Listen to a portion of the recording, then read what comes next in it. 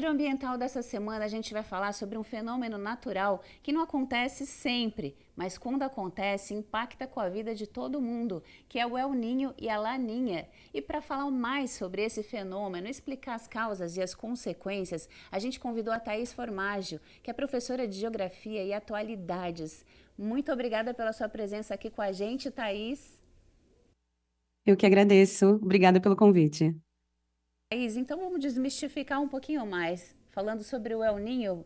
Como é que começou esse fenômeno? Quem percebeu esse fenômeno? E por que desse nome, né? Perfeito. Bom, é muito importante, é o que nós sempre tratamos em sala de aula, entender que o El Niño e a Laninha, eles fazem parte de um mesmo fenômeno, tanto atmosférico, tanto oceânico. E eles são anomalias, ou seja, não é normal.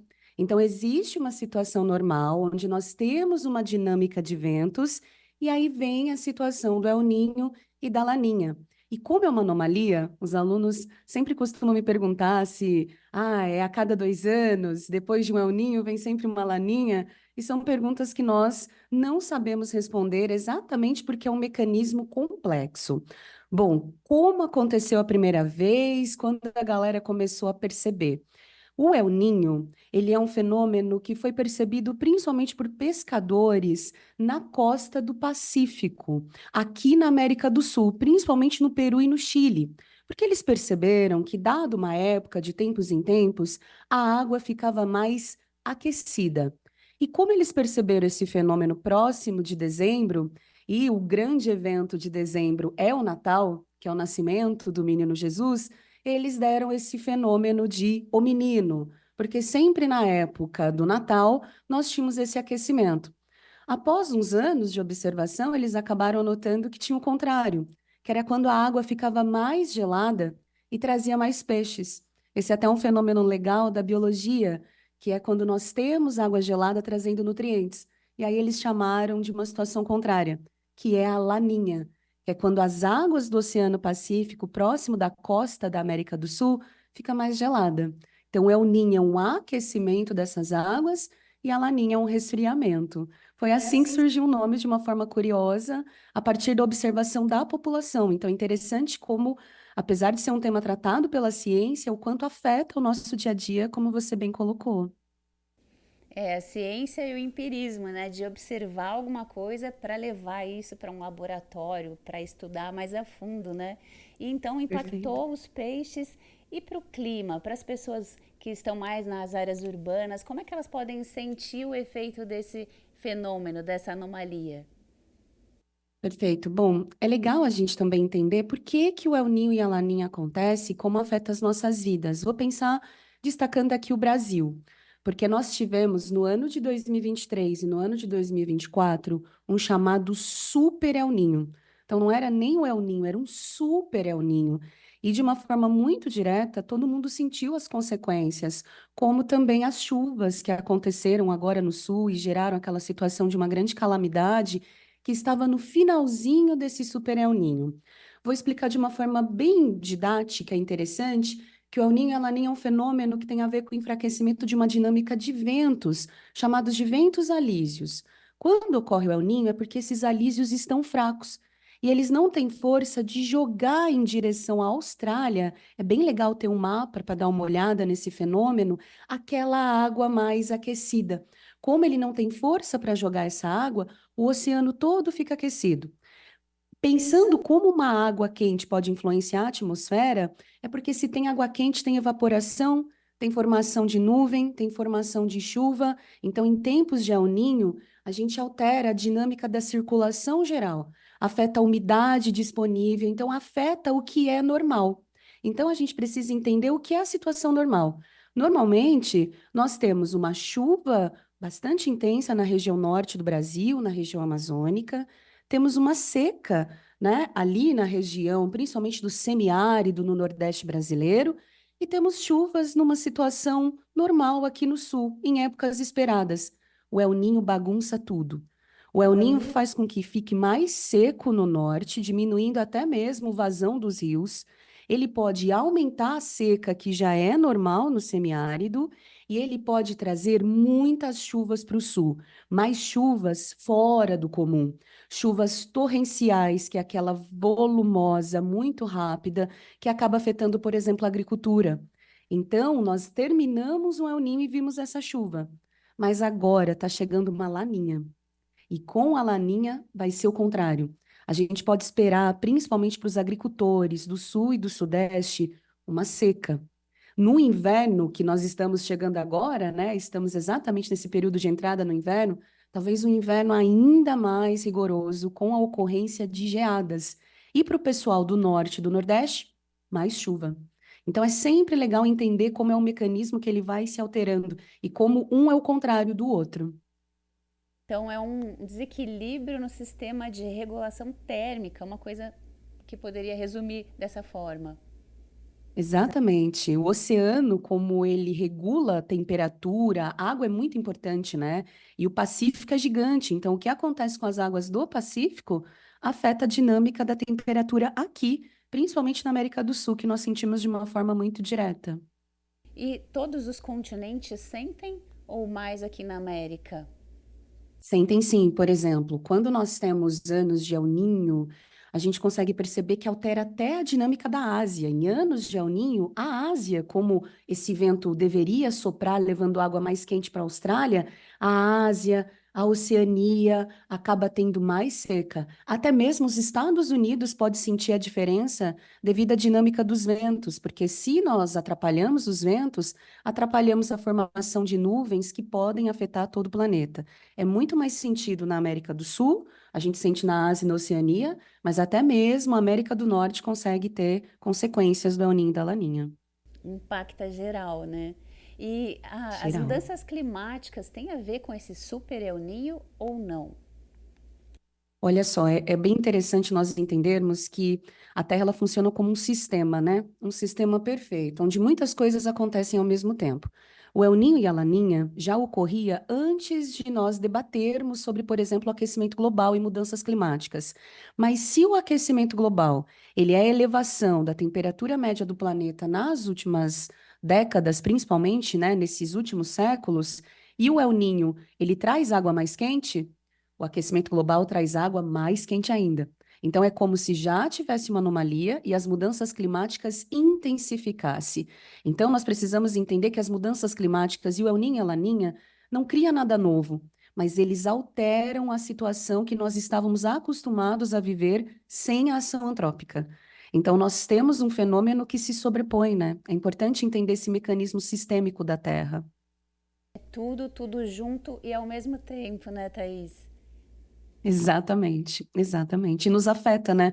Principalmente pela dinâmica urbana, quando nós asfaltamos, então muda aquela relação da natureza, para onde a água vai. Então, uma chuva que era normal acaba virando uma catástrofe devido a essas alterações que nós fazemos no espaço, né? Onde tinha floresta, agora tem asfalto, a dinâmica da evaporação muda. Então, tudo funciona como um grande sistema, e a ação antrópica está acelerando todos esses fenômenos, né?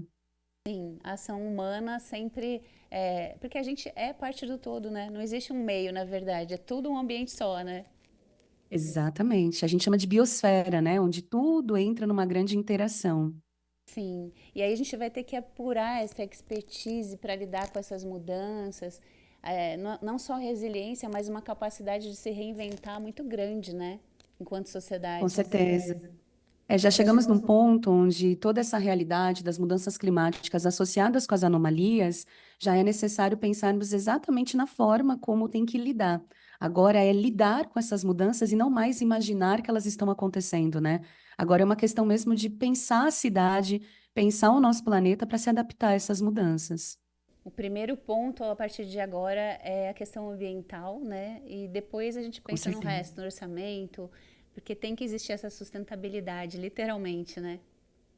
Com certeza. É isso mesmo. Thaís, muito obrigada pela sua participação aqui no Giro Ambiental. Eu que agradeço, fico honrada em poder compartilhar, né, espalhar o conhecimento. É sempre uma honra. Muito obrigada. Com certeza foi uma aula aqui sobre o El Ninho e a Laninha. Muito obrigada, Thaís. E para você que nos assiste, continue com a gente que agora é hora daquele giro pelas notícias do Brasil e do mundo.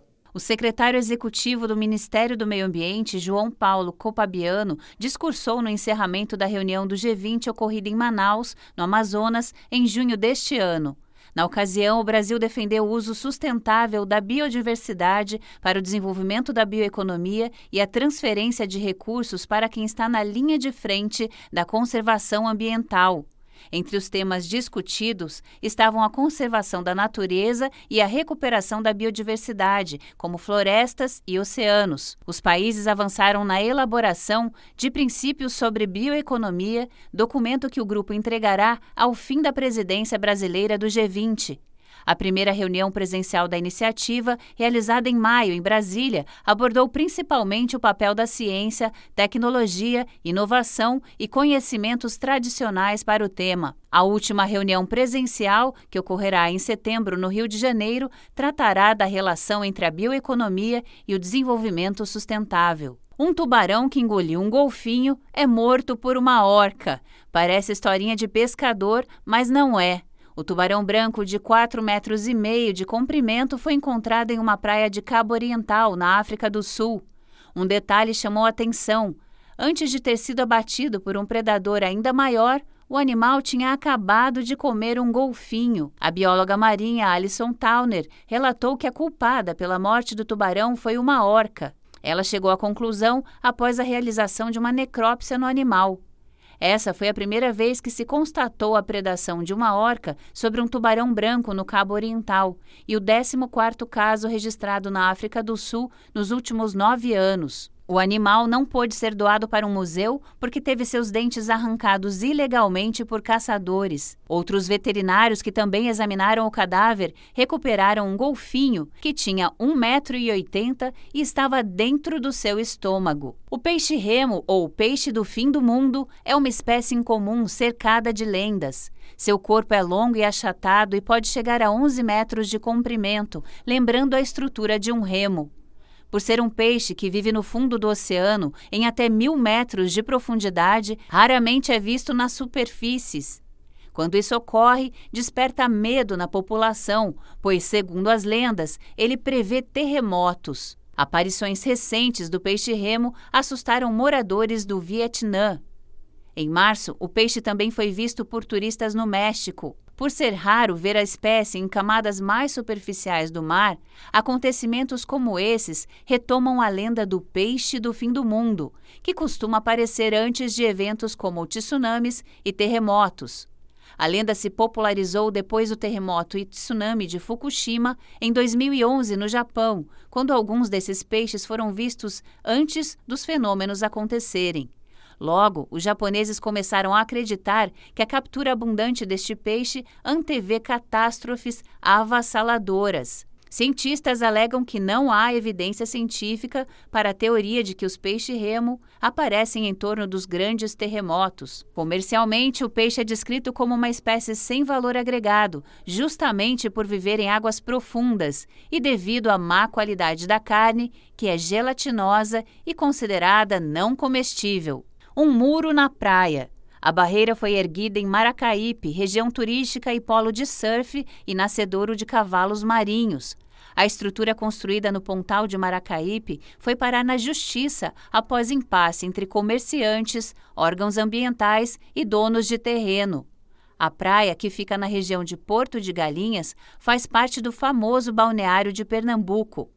O muro de troncos de coqueiros foi construído no Pontal de Maracaípe em maio de 2023 e, de acordo com o Instituto Brasileiro do Meio Ambiente e dos Recursos Naturais Renováveis, o IBAMA, causa danos ao meio ambiente da região.